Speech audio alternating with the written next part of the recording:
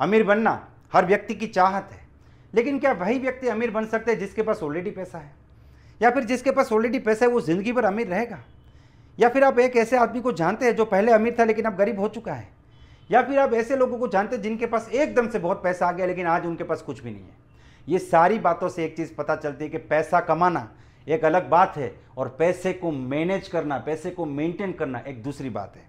और अगर आप मुझसे पूछे कि अमीर बनने के लिए कौन सी चीज़ ज़रूरी है, तो मैं कहूँगा हर पैसे कमाने वाला व्यक्ति अमीर नहीं बनता, क्योंकि उसे पैसे को मैनेज करने का ज्ञान नहीं है।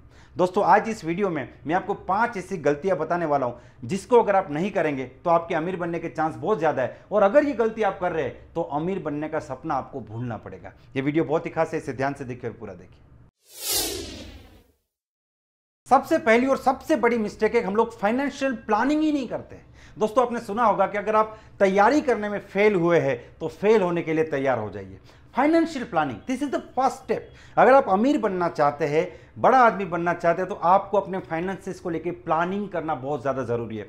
जो लोग अमीर हैं, जो ऑलरेडी पैसा कमा रहे हैं या बहुत पैसा कमा चुके हैं, उनके पास एक सटीक प्लानिंग होता है। वो कितना पैसा कमाना चाहते हैं, उसका इनकम का टारगेट क्या है, वो अभी कितना कमा रहे हो, कितना उनका टारगेट है, उसमें से कितना पैसा बचाना चाहते हैं, उसके बाद इन्वेस्ट कहाँ पे करेंगे, कितने समय तक करेंगे, क्या रिटर्न एक्सपेक्ट कर रहे हैं, किस प्रकार से इन्वेस्ट करेंगे, सब कुछ उसके पास पूरा प्लानिंग है। और जो लोग गरीब है वो फाइनेंशियल प्लानिंग करते ही नहीं है। अब क्यों नहीं करते, उसके पीछे एक बिलीफ काम करता है। गरीब आदमी को लगता है ये सब तो अमीरों का काम है। अरे भाई, जो इतना पैसा कमाएगा वो प्लानिंग करेगा ना, मेरी तो इतनी इनकम ही नहीं है तो मैं कैसे प्लानिंग करूंगा।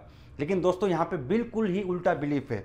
हमें लगता है कि हम बहुत पैसे कमाएंगे तो फिर उसको प्लानिंग करेंगे, लेकिन अगर आप प्लानिंग करेंगे तो आप पैसे वाले बनेंगे। पैसे वाले बनेंगे तो प्लानिंग करेंगे, ऐसी बात नहीं प्लानिंग करेंगे तो पैसे वाले बनेंगे। इन्वेस्टमेंट करने बहुत ज़्यादा ज़रूरी है, और इन्वेस्टमेंट करने के लिए आप अमीर होना ज़रूरी नहीं है, अमीर बनने के लिए इन्वेस्टमेंट करना बहुत ज़्यादा ज़रूरी है। तो this is the first mistake. अगर आपने अभी तक 2027, 2030, 2035 की प्लानिंग्स नहीं की है कि अगले 5 साल 10 साल में आपके पास कितना पैसा होना चाहिए, आपके कितने इन्वेस्टमेंट्स होने चाहिए, आपकी कितनी पैसिव इनकम होनी चाहिए, कितनी अलग अलग जगह से आपको पैसा वापस आना चाहिए, आपकी जो इनकम है वो क्या होनी चाहिए, तो समझ लीजिए कि आपने अभी पहला कदम शुरू ही नहीं किया है। ये आपका पहला टास्क होना चाहिए, इसके पीछे आपको काम करने की जरूरत है। Second and very big mistake, और वो है पुअर मेंटालिटी। एक ऐसी मेंटालिटी जो आपको अमीर बनने नहीं देगी, आपको पुअर ही रखेगी। पुअर मेंटालिटी वाला व्यक्ति क्या करता है, earning money, then expending the money and then saving और इन्वेस्टिंग द मनी। पहले वो पैसा कमाता है, उस पूरे पैसे को पहले खर्च करता है अपने शौक के पीछे, अपनी ज़रूरतों के पीछे, नई नई चीज़ें खरीदना, मोबाइल फ़ोन्स खरीदना, अपडेटेड वर्जन्स खरीदना, या फिर पैसे उड़ाना। अगर गलती से पैसा बचा तब उसे इन्वेस्ट करने के बारे में सोचता है। लेकिन रिच मेंटालिटी क्या है, अर्निंग मनी, सेविंग और investing money and expand the rest amount of the money. पहले वो पैसा कमाता है, कमाने के बाद उसमें से कितना इन्वेस्ट होगा वो पहले से डिसाइड करके उसको निकाल लिया जाता है, उसके बाद जो पैसा बचता है उसको वो खर्च करता है। दोस्तों, कई लोग ये सोचते हैं, सर हम तो इतना कमाते ही नहीं कि हमारा पैसा बचे। लेकिन आपको कौन कह रहा है आप महीने 50,000 रुपये इन्वेस्ट कीजिए? आप 1,000 रुपये इन्वेस्ट कर सकते हैं, 500 रुपये इन्वेस्ट कर सकते हैं। अगर आप 500 रुपीज़ भी म्यूचुअल फंड्स में इन्वेस्ट करते हैं तो हो सकता है कि आने वाले समय में वो 500 बहुत सालों के बाद अगर आप लगातार एवरी मंथ उसको इन्वेस्ट करते हैं तो एक बहुत बड़ी इनकम के रूप के आपके सामने आएगा। तो इस मेंटालिटी को पूरी तरीके से चेंज करना पड़ेगा। जैसे कि खर्चा आपका कंपलसरी, उस तरीके से आपको इन्वेस्टमेंट को पहले रखना है कि ये इन्वेस्टमेंट मुझे करना ही करना है, उसके बाद मुझे खर्चा करना है। कमाना है, इन्वेस्ट करना है, वो उसके बाद आपको खर्च करना है। तो ये मेंटालिटी अगर आप यूज करेंगे तो डेफिनेटली आप अमीर बनने की शुरुआत आज से ही कर देंगे। Third mistake, and that is not understanding the difference between liabilities and assets. Liabilities क्या होती है और एसेट्स क्या होती है? एसेट्स वो चीजें होती है जो आपको पैसा कमा के देती है, और लायबिलिटी वो चीजें होती है जो आपसे पैसा खींचती रहती है। गरीब आदमी पैसा कमाने के बाद सारा पैसा लायबिलिटीज में डालता है, और अमीर आदमी उस पैसे को ऐसी जगह पे लगाता है जहां से इनकम क्रिएट होती है। हम कुछ एग्जांपल से समझते हैं। मान लीजिए कि आपने पैसा कमाने के बाद एक गाड़ी खरीदा। अब वो गाड़ी से आपको इनकम नहीं होने वाली, उस गाड़ी में आपको पेट्रोल या डीजल डालना पड़ेगा, उस गाड़ी को आपको सर्विस करानी पड़ेगी, उस गाड़ी को आपको मेंटेन करना पड़ेगा, उस गाड़ी का एक्सीडेंट होगा तो फिर खर्चा जाएगा। वो गाड़ी पड़े पड़े आपको पैसा कमा के देने वाली नहीं है।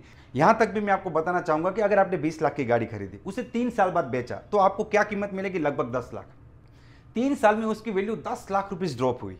अब 10 लाख रुपया 3 साल में, यानी कि 1 साल का 3,33,000 रुपया।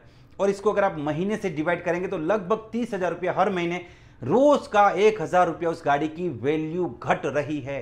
अब उस गाड़ी को यूज करो या ना करो, लेकिन वो गाड़ी रोज अपनी वैल्यू 1,000 रुपया खत्म कर रही है। आपको 1,000 रुपये का लॉस एवरी डे वहां पे हो रहा है। अगर आप 20 लाख रुपए की गाड़ी खरीदते हैं तो गाड़ी खरीदना, घर खरीदना, ये सारी लायबिलिटीज है जिसके पीछे आपका पैसा जाएगा ही जाएगा। लेकिन उसके सामने अगर आपने एक जमीन खरीदी है, एक छोटा सा प्लॉट खरीदा है, एक दुकान खरीदी है, तो जैसे जैसे दिन जाएगा उसकी वैल्यू बढ़ती जाएगी। और दुकान अगर आपने खरीदे तो आप उसे रेंट पे देके वहां से एक इनकम भी क्रिएट कर सकते हैं। तो आपने यहाँ पे एसेट्स क्रिएट की। तो लायबिलिटी और एसेट का फर्क समझिए। अगर आप लायबिलिटीज क्रिएट कर रहे हो यानी कि आप अपने पैर पे कुल्हाड़ी मार रहे हो, और अगर आप एसेट्स क्रिएट कर रहे हो यानी कि आप अपने पैसे को काम पे लगा रहे हो, और पैसा भी आपके लिए काम करेगा। सिर्फ आपको पैसे के लिए काम करने की जरूरत नहीं है, पैसा भी आपके लिए काम करेगा। मिस्टेक नंबर 4, अपने बचे हुए पैसे को बैंक अकाउंट में रख देना या फिर उसकी एफडी कर देना। अब आप कहेंगे सर एफडी तो बहुत अच्छी चीज़ है, आप एफडी करने से क्यों मना कर रहे हैं। सबसे पहले बात करते हैं, अगर आप उसे बैंक अकाउंट में रखते हैं, अगर आप अपने पैसे को बैंक अकाउंट में रखते हैं तो सालाना उसको 2.75% आपको रिटर्न मिलता है। यानी कि अगर आपका 1 लाख रुपया आपके सेविंग अकाउंट में पड़ा है तो एक साल में वो लगभग 2,750 रुपया आपको वहां पर रिटर्न मिलेगा, यानी कि बैंक आपको इंटरेस्ट देगी। वही पैसा अगर आप एफडी करेंगे तो ज़्यादा से ज़्यादा आपको 4,500, 5,000 या 5,000 से थोड़ा ऊपर इतना पैसा एक साल में आपको मिलेगा। और यही पैसे को अगर आपने किसी भी म्यूचुअल फंड में या कहीं पे भी इन्वेस्ट कर दिया तो हो सकता है आपको ईयरली 10%, 12%, 15% तक इन्वेस्टमेंट मिल सकता है, या उससे ज़्यादा भी मिल सकता है।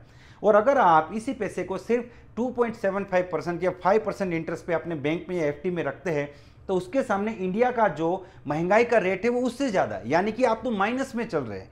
इंडिया की जो महंगाई रेट है वो इंटरेस्ट से ज़्यादा है, तो आप जो पैसे बैंक में रख रहे हैं एक्चुअल में उसकी वैल्यू घट रही है, ये आपको लॉस हो रहा है। ये गलती आपको जिंदगी में कभी नहीं करनी चाहिए। मिस्टेक नंबर 5, वो है सिर्फ एक्टिव इनकम के ऊपर डिपेंडेंट रहना।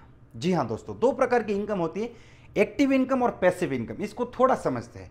एक्टिव इनकम का मतलब है कि वो इनकम जो आपके फिजिकल प्रेजेंस के बिना, आपकी मेहनत के बिना क्रिएट नहीं होगी। अगर आप काम नहीं करते तो आपको पैसा नहीं आता है। पैसिव इनकम का मतलब है कि जहां पे आपके काम करने की जरूरत नहीं है। मान लीजिए आपने एक शॉप खरीदी है, उसे रेंट पे दी है, तो आपने उसको रेंट पे दे दिया है, अब आपको कुछ काम करने की जरूरत नहीं। एवरी मंथ वहां से आपकी एक रेंट की इनकम क्रिएट होगी। इसको बोलते हैं पैसिव इनकम।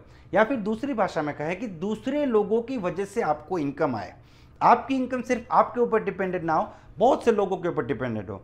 तो अगर आप पैसिव इनकम क्रिएट नहीं करते और सिंगल सोर्स ऑफ इनकम के ऊपर डिपेंडेंट रहते हैं तो आप जिंदगी में अमीर बनने के चांसेस भूल जाइए। क्योंकि दुनिया में जितने भी अमीर लोग हैं उन्होंने अलग अलग डायरेक्शन से अपनी इनकम को क्रिएट किया है, वो किसी एक चीज़ के ऊपर डिपेंडेंट नहीं है। आपको पैसिव इनकम क्रिएट करनी चाहिए। आने वाले समय में अगर किसी रीज़न से आप काम ना कर पाए या फिर आप इस दुनिया में भी ना रहे, तब भी आपके परिवार को एक फ्लो ऑफ इनकम आए, उस प्रकार का बिजनेस आप